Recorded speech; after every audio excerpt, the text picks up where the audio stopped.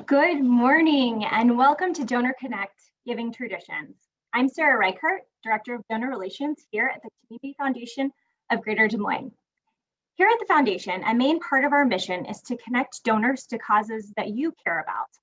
And many years ago, we started DonorConnect to do exactly this. In the last year, we've hosted a variety of events, including exploring cultural connections to the arts, our community's resiliency in response to the pandemic, and our Conversation That Counts series, focusing on equity and inclusion. For this special DonorConnect, we decided to ask some of our fund holders to have a fireside chat with us about their giving traditions and how they navigate those conversations with their own families. I am very excited to introduce you to this incredible and incredibly giving group of people.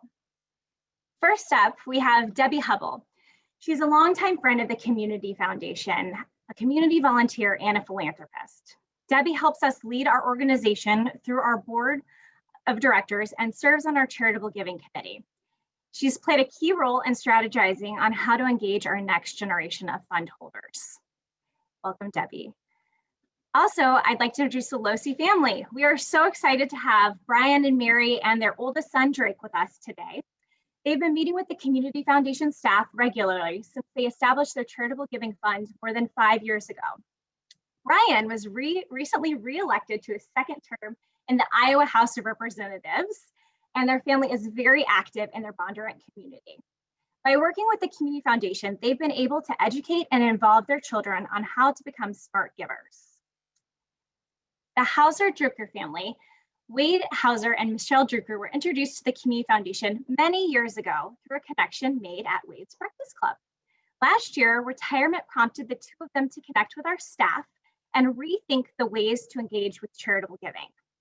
Through a series of family meetings at the Community Foundation, Wade and Michelle have found purpose in their charitable giving while deepening relationships and family values with their two children. Welcome. Also, the Bunny family. Mary is a financial advisor with RBC Wealth Management. She places charitable giving as a high priority in charitable conversations with her clients. She and Jesse have extended this value of charitable giving to relationships with their own young children as well. We were just talking about schools and going virtual together before this. They do this through their tangible practices, which you'll hear more about today, as well as, excuse me, their family seed fund for future charitable giving. And finally, I'd like to introduce you to Lynn Yance, our Chief Charitable Giving Officer. She'll be walking alongside our families today through this conversation and helping tell their stories. Lynn, do you want to take it away? Thank you so much, Sarah, and welcome to all of you. We are really excited to have you all have the opportunity to learn from a few of our Community Foundation fund holders about how they experience the joy of giving and also how they're engaging some of their family members to come alongside them in that journey. So let's go ahead and get started. And I'd first like to talk with Wade and Michelle. At the Community Foundation, we know there are often milestone moments in people's lives that prompt their charitable giving. And as Sarah said, you've had a charitable fund with our foundation for a few years, but recently you retired. And I know that you've begun to get your adult age children more involved in giving. So could you tell us more about that and also what resources have been helpful to you in that?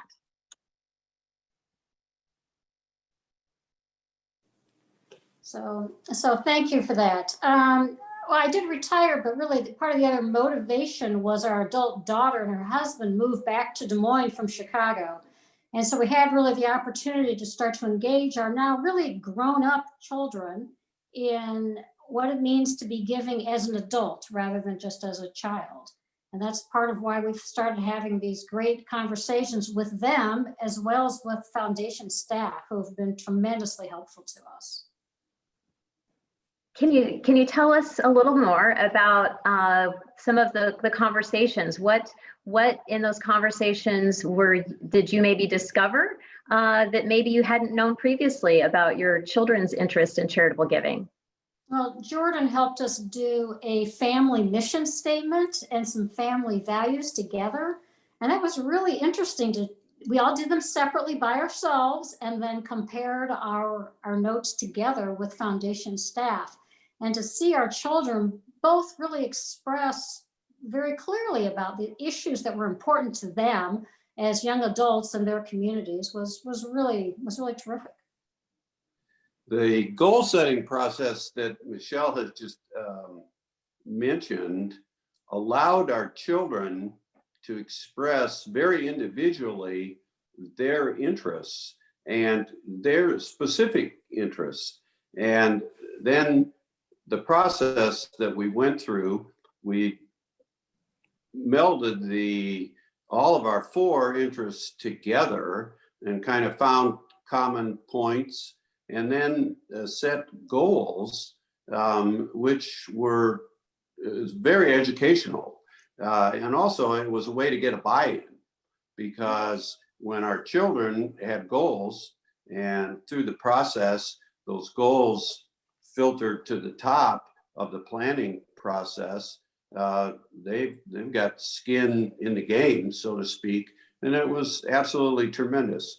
And Jordan and Angie, we moved into a second step really, which was identifying potential donees that in response to our goals. And that was tremendous. And Angie was absolutely fabulous in that process. So the juxtaposition of the ages and maturity for all 4 of us, actually also our daughter-in-law and son-in-law, the juxtaposition and the support was absolutely, and organization was, and by that I mean the process that we went through and how we developed specifics, fit like a glove. And now our children really think they have skin in this game, and they are very interested in it, and they feel like they're a part. That's excellent. Go ahead. Were you going to say something else, Michelle? No, I don't think so. Okay, great. Well, I'm thrilled to hear that you found those commonalities, and in hearing you talk about melding your giving and thinking together. And you're right, we are fortunate to have both Angie and Jordan on our team, and really have appreciated the opportunity to come alongside you and help you move in the direction that you'd like to move in as it relates to engaging your children. So thank you for sharing that experience with us. Brian and Mary and Drake, I wanted to go to you now, because I know that your family too has been working alongside our Community Foundation for several years now. I believe since Grace was in elementary school, and she's now in high school. And would like to have you tell our group more about what it's meant to have your children involved in the giving at such a young age, and also what maybe you've experienced in some of the annual meetings, and how that's helped you work through your giving goals. Oh, we're going to have you come off of mute. Excellent. There we go. There you go. No, first of all, one of the great ways that we keep the kids involved is the cupcakes that we always have there. So no, it's like you said, the Gracie was in elementary when we started this process through you all, and the older boys, Nicholas and Drake, who's on the video. They were both teenagers, junior high and high school. And one of the things I think what Wade and Michelle kind of experienced, we experienced as well, just being able to have those conversations about what they wanted and what was important to them. I mean, I think we learned a great deal about our kids. But at a young age, sometimes they really, you would think they really don't have a clue as to what, their where they would like to put some money. So that was one of the important things for us, was to provide them the ability to have say directly, and they all get like a little fund of money that they have through the Community Foundation that they can direct all themselves, and it's kind of, I wouldn't even say over the years now, with probably 6, 7, 8 years now, that they've changed a lot. But we've given, especially Drake, now that he's 23, we've given him a little more freedom as to just, hey, if he wants to give something, he just contacts the community foundation directly, and directs what he anticipates being his fund, as we call it, to whatever cause he wants. And he started a scholarship at the local high school that we're pretty proud of, and happy that he did. But that's all his work, and we make sure he gets the work done. But but the community foundation has been great with doing that. But as Michelle and Wade said, just that meeting every year that we have to go revise our goals, look at our mission statement again, decide where we kind of want our money to go, and then Angie has been tremendous with identifying those potential donees for where we might want to give, and it's nice to have options so that we can identify what we need to do. So.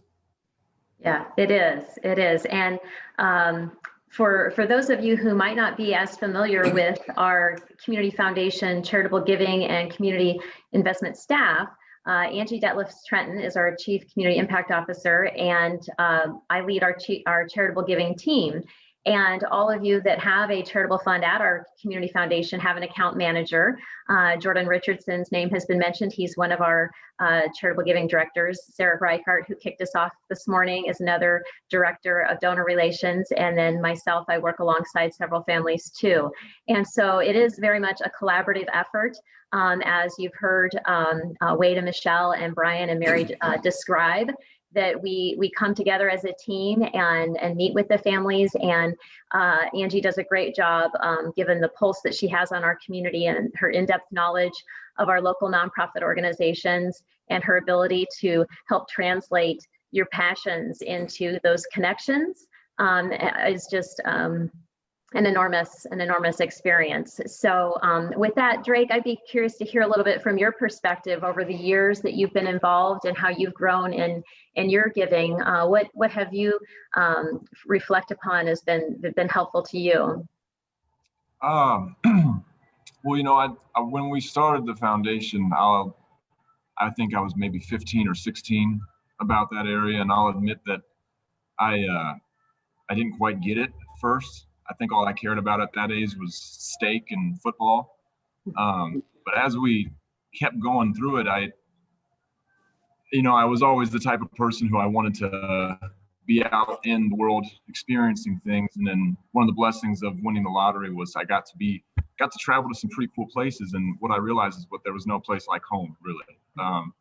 So really the joy for me has been being out in the community, soaking up all these different things and causes and passions of people all over the community, and just the vast range of things that people are interested in and pursuing in the Des Moines area specifically. And being able to be a part of that, and the flexibility to soak that all in and direct things as our interests change and grow, that's really been the fun part for me, because I feel like, we meet once a year. I feel like in between our meetings, I'm almost acting as an agent for the foundation of just soaking up experiences and different things that people are passionate about in the community, and trying to find different ways we can help. And it's a lot of fun being out and rolling up my sleeves and figuring out where it is we can be of service. So yeah, that's about it, I'd say. Thank you. It's been great to see you and your siblings grow in your interests, and they've changed along the way too, as you mentioned, Brian. And it's very rewarding that you have that opportunity to really, as you said, roll up your sleeves and dig in and help people. And you all have been doing a great job of that. With that, I want to engage Mary and Jesse next. I know that you have younger children in your household, and you've really been trying to pass along your charitable values and get them engaged in giving in some real practical ways. So could you tell us more about that? Yeah, we have 3 kids, twins that are 9 and a little 5-year-old. So pretty young, but we started giving them an allowance right when they turned 5. And with that allowance, they have jars. So that they allocate $3 of the $5 to spend and $1 each to give and save. And just to get them on the path early of giving a part of all of the money that they receive. And one of the things that we've done to make it more tangible is we sponsor a little girl in Honduras can write letters to, and that she writes us letters. And so they get to know this little girl that we're supporting. And it's funny because some of the things that she writes about, our kids have questions, like she had to get shots for worms a couple months ago, and not something that we have to deal with here, but it was a good conversation about how the rest of the world lives, and trying to explain to them that it doesn't all look like it does here. And so I think that that's been helpful, that it's more of a tangible, this is why we give,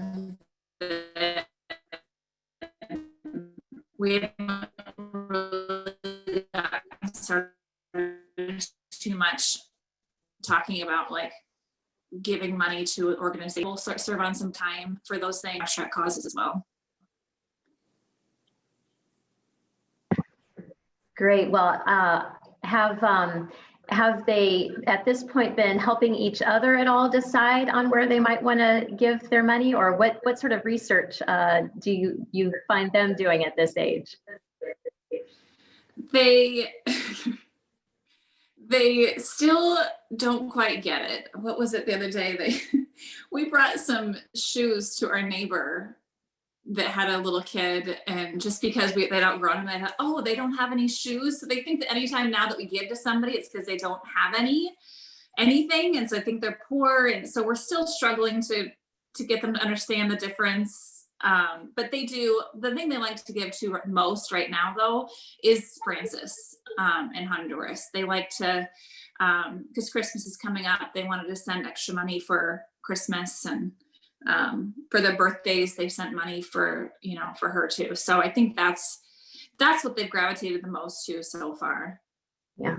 And we also, whenever they're buying something, if they're going to save up for a new game, we actually take the money from them, make them pay for the game. We obviously use that as their allowance money later, but we'll put it on the credit card and just take the money and then we reallocate it. But they enjoy the act of actually purchasing something they feel like they've saved up for. It's their money going towards it. And I think that can translate to the giving as well, when they actually put the money in a jar or something, they feel like they're physically doing something. And we try to talk to it intentionally as well, not just take the money and put it away. We try to help them understand what the money's going towards. So it sounds like at this age, that very tangible activity of the jar, and also that personal connection, having something that's aligned with their similar age they can relate to, sounds important. Yeah, we also every year at Christmas we put together boxes for Operation Christmas Child, and they have fun doing that because they get to pick out the gifts that go in these boxes and write a letter to whoever's going to get them. And it's, like I said, it's those more tangible things that they can see and feel and touch that means the most to them right now. Great, thank you. Well, speaking of this time of year and the holiday boxes, I want to shift over to Debbie. There are so many worthwhile organizations in our community, and I'm sure many of our participants at this time of year are getting a lot of mail and a lot of requests for funding. And there are a lot of organizations that need that this year in particular. But I know that it can be challenging to prioritize and to make those decisions. And in particular, I recall, Debbie, a few years ago when I was first working here, you came by the foundation with a large envelope full of all of these appeals that had come to you in the mail. And it was this time of year approximately that it was your opportunity to sit down and make those decisions. And we had just launched our online portal called Manage My Fund. And we pulled up a chair together with Kay Logier and started to input some of that information into our database. So I'm hoping today that you could share with our participants a little bit of how you and your family have prioritized your giving, and also what tools have helped simplify that for you. Sure. Well, yeah, we all get those requests, particularly this time of year, and some are in envelopes, some are in emails, but you know, we would keep running lists in an envelope with all of the asks, and you know, legal pads and lists, and what did we do last year, and what are we going to do this year? And when we found out that the Community Foundation had this Manage My Fund available through their website, it just opened a whole new world for us. I mean, that first time, Kay and Lynn sat there and walked us through the whole process of how you go and you know, do all of your donations right there on that website. And that's allowed us to keep a running tabulation of what we've done each year, which then we can go back and look at in our focus areas and our areas of interest. What have we done in the past? First of all, what is our budget this year? What are we going to allocate? Do we want to do the same thing we did last year? Do we want to give more to some, less to some? Have we gotten too heavily involved or too in terms of our giving in the arts and not enough in human services, or vice versa? It allows us to prioritize and look at everything and compartmentalize. And I think that has just really helped us strategize our giving in ways that we were never able to do before. We tend, I think, as everybody does, to give to things that we are the most involved with. But I think it's also helpful that I have had members of, you know, staff members from the Community Foundation come to us and say, we know that education is one of your areas of interest. Here's an opportunity that you probably didn't know about, that, you know, they need money for such and such an effort. Would you be interested in looking at this giving opportunity? And so that's been really helpful too. Great. Well, one of the things that you mentioned that you give to organizations that you've been involved with, and I know you've been a very active volunteer in our Greater Des Moines community. So I would be interested to hear from you, Debbie, and any of you on the panel today, a little bit more about, has your volunteer experiences influenced your charitable giving? Yeah, absolutely. I think for all of us, you know, we first of all, we volunteer for the things that we're interested in. And then once you're a volunteer, of course, you're going to want to help that organization grow in whatever way you can. And a lot of the times that's through giving. My husband and I are involved with different things. Mike has been very involved with the zoo. So he has wanted to concentrate a lot of giving in that area with the zoo. I have always been really involved with education, and particularly young children. So that's been my primary focus. But then, you know, obviously, we come together on things that we don't necessarily volunteer with, but we're interested in the environment. And so we'll give to those sorts of causes. But yes, I think that volunteering absolutely, if not dictates, certainly directs a lot of where you're going to give. Mm-hmm. Anyone else have any volunteer experiences that have been particularly influential in your charitable giving? You know, one of the things that we did early on, not necessarily volunteer, although we did volunteer in help in the kitchen at is it YSS?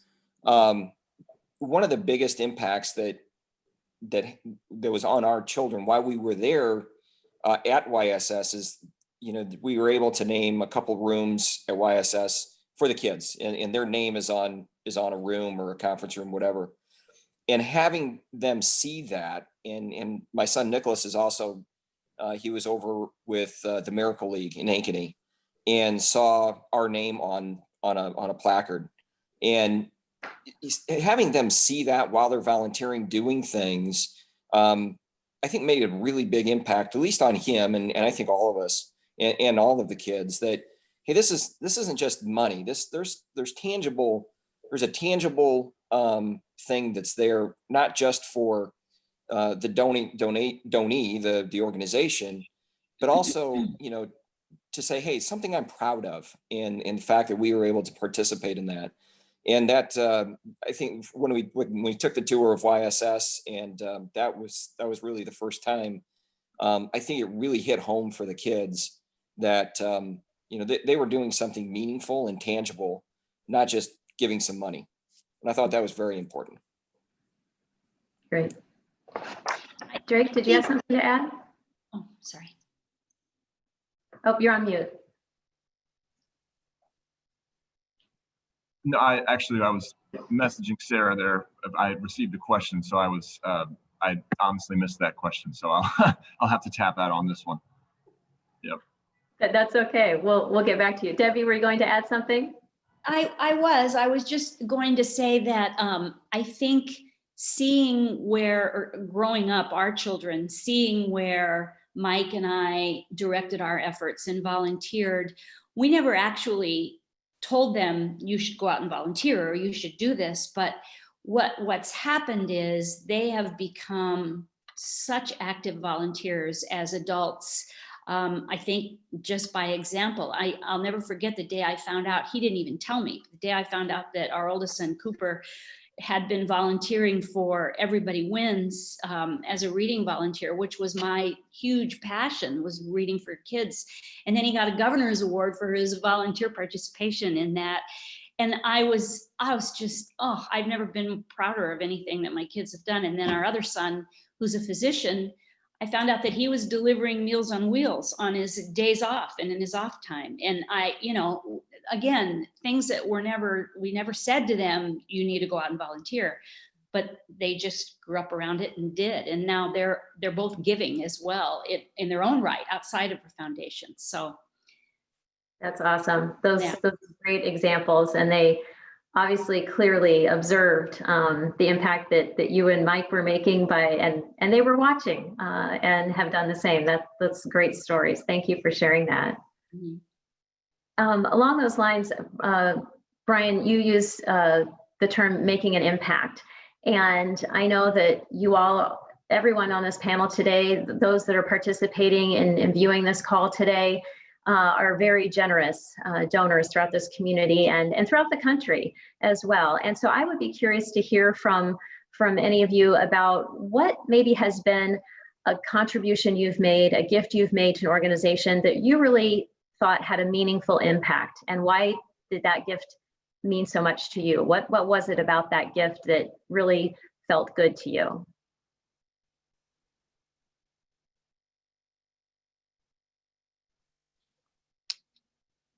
You want to do it? Oh, go ahead. We have an example, I think.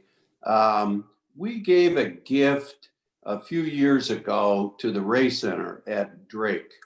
And there's a lot of backstory behind that, but part of it is that we were both good friends with Governor Ray, and we've come to know Scott Raker through the years. And after we made the gift, Scott invited us down, and we spent some time at the center and really got some additional familiarity with Drake. Neither one of us had any history with Drake before this gift. It has led to some additional gifting that we've done for Drake, and most recently, we have made a pledge for a 2-year commitment. This is outside of the foundation to support the new Johnny D. Bright College at Drake. And it gives us a little bit different angle on things because it's the purpose of our pledge is really the support of, for lack of a better adjective, but less privileged students and we've given a general grant to support whatever they need, as opposed to a specific scholarship, whatever they need for these students to succeed. And we don't care if it's a sweatshirt or if it's some additional food or if it, anything, whatever it is. And that's a result of, it's really kind of a trail back to the foundation gift that we gave to the Ray Center for Character Counts. So. Fantastic. So it sounds like that outreach that you received after the gift to go and visit and has really led to your deepened affinity for the scholarship program that they now have. That's definitely part of it. And there's additional backstory too, but that's definitely part of it. Great. Thank you for sharing that. Anyone else have a gift they've made that's felt particularly impactful from your perspective, Mary? Yeah, when I first read this question, I felt a little bit dejected because I don't know that we have the amount of money that could make a huge impact that I see other people, I see firsthand that other people are willing to do in this community, and it makes such a difference. But I do have a really cool story from a few years ago. We had a nanny that was working for us, and she was a refugee from Bosnia. Yeah. And one day she came over and she saw our boxes that were all packed up and ready to go out for Operation Christmas Child. And she said, "Oh my goodness, where did you get those boxes from?" And we told her and explained. She's like, no, you don't have to tell me what they are. You don't understand. I got one of those when I was 5 years old, and it was the first Christmas gift I'd ever received, and it meant so much to me. And she was she was crying that she had to go get boxes herself and wanted to send out dozens of them. I think she got a dozen or more, and she goes every year to get them and fills them, and yeah. So it was it was really neat to. It doesn't have to be a big gift, just something, and our kids got to see that, and I think it's just important to be intentional about what you're doing. It doesn't have to be big. Just that when the kids ask, why were you late or whatever, and we try to say, well, mommy had a board meeting and she's helping West Des Moines Human Services, which helps these people, or I'm on the Meals from the Heartland board, and I explain how it helps feed people that are literally starving to death, and it opens conversations up. And I think when you talk about it openly and intentionally, it makes a bigger impact on your kid. Just like you don't punish a kid and not tell them why they're being punished. You give them an explanation, right? You help feed that to them. You don't just send that out. Same with your giving. It's the same concept. You're intentional about it and you talk it through, and that helps make it more tangible and really solidifies it for them. Absolutely. What a great story of seeing that come full circle in such a real, tangible way. And as you said, I think that many people participating in today's event can relate to, it's not the size of the gift, but the intentionality, as you said, behind it, and the meaning that it has to that recipient is what's really important. So, thank you for sharing that. I'd like to go ahead. Yeah, I have a comment on that. These gifts do not have to be big. Angie is absolutely fabulous with coming up with, hey, I've got an organization here that really needs $500 or $1,000 or something like that to get over the top in maybe some project. And so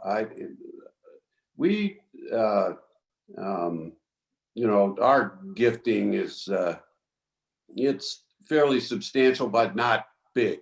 It's not great big. And we have learned that, boy, if you use the support and you focus your gifts, you can have outsized impact. And we really, really like that. The foundation's got the phrase, we're all giving together or better together. It's true. That's true. That's the phrase. Absolutely. Well, before we turn it over for opening up for questions from our participants today, I guess I would just open it up to the panelists to share any advice that you have in particular in charitable giving during this season or any time throughout the year, because again, it's just such a wonderful opportunity to have you all gathered here to share your insights with our community of fund holders. So anyone who has any last words of general charitable giving advice you'd like to share, I'd love to hear that from you. I guess I would just say use the resources that the Community Foundation provides, because they just make it so easy. If you do have a fund and you're not using those resources, use them. And if you don't have a fund, it's a good reason to have one, just because it's so helpful for organizing your giving. Right. I would second what Debbie says. I mean, that's one of the reasons we went to the foundation to begin with. We had a foundation. We were all in charge of it, but we didn't have that ability to really research either the time or the or the ability. So being able to have the foundation, the community foundation, come alongside of us and figure out what it is we wanted to do, and then find those opportunities for us to give, has been invaluable over the last several years to really focus and be focused on those areas and organizations that mean something to us. And as Wade said, it doesn't really matter necessarily how much you give. It can be a small gift. It can make a meaningful impact. It can be a large gift. Obviously, those mean a lot as well. And we try to choose a little bit of each year, something a little bigger and several things a lot smaller. And I get back to kind of your last question too, but a couple of years ago, sex trafficking is a very big issue for our daughter Grace. And, she was able to Angie identified a need for training of hotel motel workers I believe it was in the metro area, and fund that program. And they needed I don't think it was all that much money, but, they were able to get that program off the ground. And just this last year, we passed legislation where the state appropriated money then because that program was a success. They were able to we appropriated money for the entire state for all hotel motel workers to get that training. So, that little step and getting them off the ground then led to much bigger things. So, that again, that wouldn't have come about. We wouldn't have known that without the help of the community foundation. So as Debbie said, they are so great at helping us focus. Thank you for that. And thank you for your work in that area. Drake, I think in particular, some of our participants might be interested in hearing your perspective as a young philanthropist in our community. Any words of wisdom you have? I don't know how much wisdom I got up here. I'll try my best. I think as I can only speak to my experience as a young man, but I know that my natural setting is very selfish, to be honest with you. And I think one way that my parents have shown me to grow and keep growing is to find ways to get outside of yourself. And that certainly has been beneficial in both keeping myself young and keeping myself growing and moving forward and on the right path. And I don't think that's really different for a lot of young people in America today. Just finding things that are, it doesn't have to necessarily be monetary, but finding things to give yourself to a higher purpose. I think that's not only necessary for the survival of our country, but for the survival of ourselves on an individual level. And that's been one way that I've really appreciated my parents and the Community Foundation, the LOSI Foundation, for keeping me within those parameters and showing me really that this isn't something to be scared of or something to be intimidated by. It's something comes natural to us as human beings, and it's really just a lot of fun. So even if you don't have a lot to give monetarily, you certainly have a lot to give with experience and everything. Everybody has something to offer. So there's really no limits for anybody, young or old. So that's all I'll say on that. Great. Thank you. Mary and Jesse, any last thoughts before we move on for some Q&A? I think we said pretty much everything we had planned out to say. All right. Yeah, we talked about this, or you mentioned it at the opening, but we did start a seed fund with Community Foundation about 3 or 4 years ago, and we just regularly give to it every year. As you mentioned, I'm a financial advisor, and so it's not only I look forward to using it to give, as the Losi family mentioned, someday having it be a sizable fund, and as the Drewker family mentioned, having a conversation with their kids about values. I think these are all wonderful conversations to have, and it does make me look forward to the day that we can start actually spending money from that seed fund. But in the meantime, we're just diligently adding to it every year. We kind of view it as our IRA, but for giving. We're really grateful for the Community Foundation for having that accessible to us. Awesome. Well, I really appreciate all of you sharing your personal experiences with us today. And next, we're going to take some Q&A from any of the questions that have come in from our participants on today's call through the chat function. And then several of you mentioned how great our team has been to help you be aware of the charitable giving needs and opportunities in our community. And we also have our Chief Marketing Officer joining us to give you all a sneak peek into our new Give DSM website platform that we are going to be relaunching later this month, because it's in addition to the personal conversations we have with all of you about these opportunities, we very much want to have a broad-based way to get these needs elevated throughout our Greater Des Moines community. So want to be sure we have time for her to preview that with you all as well. So with that, I will turn it over to Sarah to facilitate any questions that have come in. Thanks, Lynn. Wow, that was amazing. So much good information. I'm still thinking through the bunnies nanny and that conversation. Wow, that's incredibly impactful. So during this conversation, we did have a few questions come in. Drake, you already answered one of them on how you engage with your generation. Is there anything you would want to add into that on your generation specifically? I think actually my generation, I almost feel like I'm catching up sometimes, especially down at Drake University. It seems like my generation is almost more active than they're always seeming to find some sort of cause to give themselves to, and that's one way where they've really pushed me being down at school. So I'm incredibly grateful for that. I would say patience is probably the biggest thing that I've had to learn is. I think giving and contributing to our collective good and well-being is just naturally in our blood as human beings, and eventually that switch will flip. It's just about surrounding yourself with the right people and in the right community. And I'm fortunate enough to be surrounded by some pretty cool people, and it's just about continuing to grow. So that's all I'm saying. That's wonderful. Another question that came in is, if you have any grandchildren out of this group, do you include them in giving? And if so, how did you start this conversation specifically with your adult children about the grandchildren? Is anyone? We have grandchildren. The oldest is almost 8. We have not had direct conversations with them about giving. Their parents have. Their parents, I believe, have a little, I think they have boxes or banks or whatever where they put some money in for themselves and some money in to give. I know that they give at church.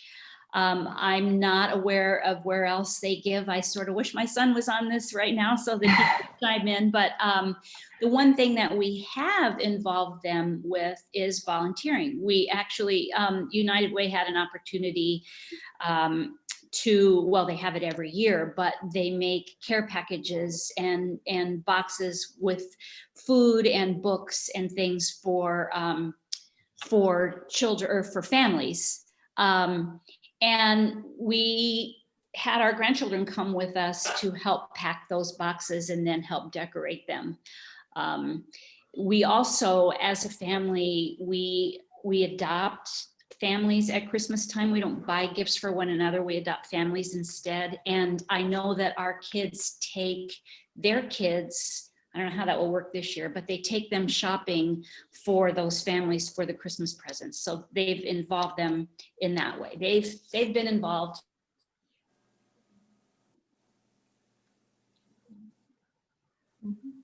Uh-oh. Okay, I guess I'm back. In our new world, right? Yeah, anyway, that was all I was going to say. That's incredible. That's an incredible switch on Christmas gifts for those in need. I love that. I love that idea. I might try to steal that too. And then this question was specific. Mary, how do you talk to your clients about charitable giving? This came in from someone who's curious on their own personal end of their professional advisor talking to them. You cut out a little bit. What was the question on? I'm sorry. How do you talk to your clients about charitable giving? Yeah. So part of the conversation is around values and the legacy they want to leave. And especially with the tax law changes, people wanting to make sure that they're more efficient with their giving from a tax perspective. Donor advised funds come up a lot. And so we're often talking about what exactly they are, because I think that's still sort of a, not necessarily a commonly known vehicle for people. And so it's introducing the concept of what a donor advised fund is and how they can reach their charitable goals with that. And we always talk about community foundation and the Endow Iowa credits and all that good stuff that comes with it too. But it's just part of the bigger conversation when we're talking about goals, not only for retirement, but what their goals are for giving. I think that we all intuitively do want to make an impact on this world when we leave it. And so having conversations about how you want to do that is crucial, to that conversation of your bigger wealth picture. Thanks, Mary. Thank you for continuing to have those conversations and advocating for giving back in our community.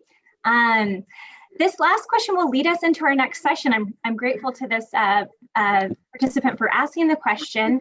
How do we know what needs are out there? So I do want to pull on Sarah Bonney, our Chief Marketing Officer, to run us through something that we have developed actually around this time last year. Our Give DSM 1.0 version launched, and we've been working really hard behind the scenes over this last year to make it even better. And it's really exciting for our team and for our fund holders. Thank you, Sarah, and thank you to the individual who asked that question. I must say, I can't stop smiling today after hearing all of these panelists speak. You're so inspiring, and in a year where we need some heartwarming moments, you've certainly provided it today, so thank you.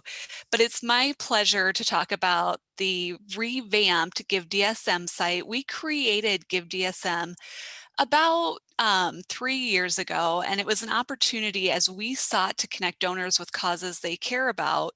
We knew that we could do a better job of that through technology, and we also knew that this was something we could bring to the broader community. And so in establishing Give DSM, we made a lot of progress in that work, but we knew that we could develop a site that made that even easier, simplified giving in a lot of ways. And so we hope that this is a resource you will use as we head into the busy year-end giving season, and you'll encourage others to use, because it's available to both community foundation fund holders, but it's available to the general public as well. So you can visit www.givedsm.org. It's active now, and I'll take you through some of the highlights of this site. This is open and available to any nonprofit in the greater Des Moines area. So if you are on a board or volunteer with an organization and they want to post a need, connect with our team. We would love to have them featured on Give DSM. Give DSM provides an opportunity for nonprofits to post about their needs. It also provides an opportunity for those who are interested in giving back to find causes that matter most to them. And so in developing the site, we wanted to make sure that you have the opportunity to search for a nonprofit. So if you have an organization that's near and dear to your heart, you can easily find it through the search function and see what their most pressing needs are at this point in time. You also have the opportunity to select by giving categories. So, so many of our panelists mentioned things that are important to them and where they like to concentrate their giving efforts. You can sort by those different categories, and it'll filter projects based on your interests.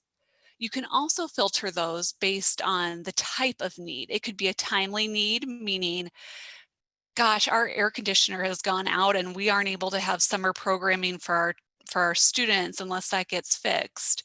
It could be a capital campaign, so those larger community needs, and general support, the ability to be able to operate on an ongoing basis to provide those important services, another filter category.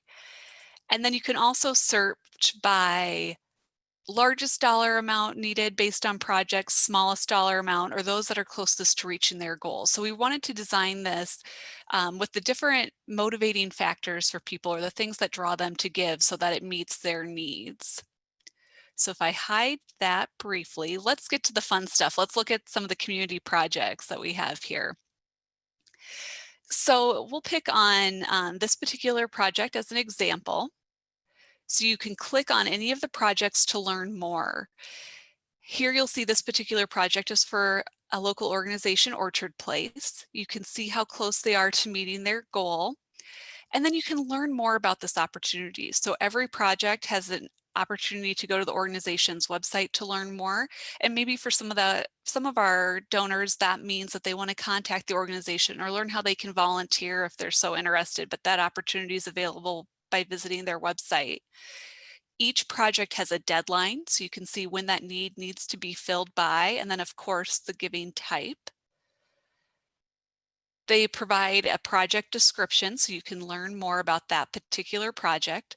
And then these interest areas are to help in that search and sort function based on your particular areas of interest. One of the things we're really excited about with the new Give DSM site is that it provides an opportunity to easily give in the way that makes the most sense for you or best fits your goals. So you can create an account with Give DSM and it will track your giving history. I think it was Debbie that so eloquently spoke about Manage My Fund, the Community Foundation's portal. Give DSM is going to provide that opportunity for those who don't have charitable giving funds yet with the Community Foundation, so they can view their own giving history through Give DSM, and we hope that simplifies giving. But for those that do have charitable giving funds with the Community Foundation, they can give directly or recommend a grant directly from their charitable giving fund by clicking this button, and will actually take them into Manage My Fund. And you can simply complete that transaction. So there's a lot of different opportunities to personalize the giving experience. I know for myself, I have 2 young children, and the visual appeal of this site, the ability for them to go in and to learn more about giving and make it a little bit more tangible through technology, is something that our family appreciates and enjoys. But we really hope this continues to be a resource for our entire community, and look forward to it becoming a very, very well-used site during this year-end giving season. So of course, if you have any questions, reach out to our team or feel free to put them in the chat function today, but we'd love to connect with you so you can learn more. And with that, I'll turn it over to our wonderful staff who are hosting today. Thanks, Sarah. Thank you so much. Give DSM is going to be an incredible resource for our community. It already has been working, and now it's just an exciting new opportunity. I would like to close out by first off saying thank you so much to our panelists today, our families. Thank you for sharing your stories and your time and your resources. You do so much for our community, and we are very, very grateful from the Community Foundation. I'd also like to say thank you to our staff who put this together, Barb behind the scenes, Lynn moderating the panel today. This was fabulous. Such a great conversation in general. I do want to let you know that we will be following up early next week with an electronic, what we like to call swag bag. We will put a link to United Way's Helping Hand opportunities if you're looking to try to volunteer this holiday season. Great opportunity, like many of our families talked about, volunteering with their little ones and adult children. We'll also put in our giving guide. This is one of the resources that Mary, Wade and Michelle were talking about, that they went through that process with Jordan and Angie. So that giving guide link will be in the swag bag as well. And we'll give the link to Give DSM just to make sure that you have that. And lastly, something that Debbie had brought up was that year-end giving envelopes. We'll have the opportunity, if you'd like to receive one, to go in and send us a note, and we'll get you one of those as well. From our team to you, have a fabulous holiday season. Thank you so much for being a part of our community, and we look forward to the future with you all. Have a great day.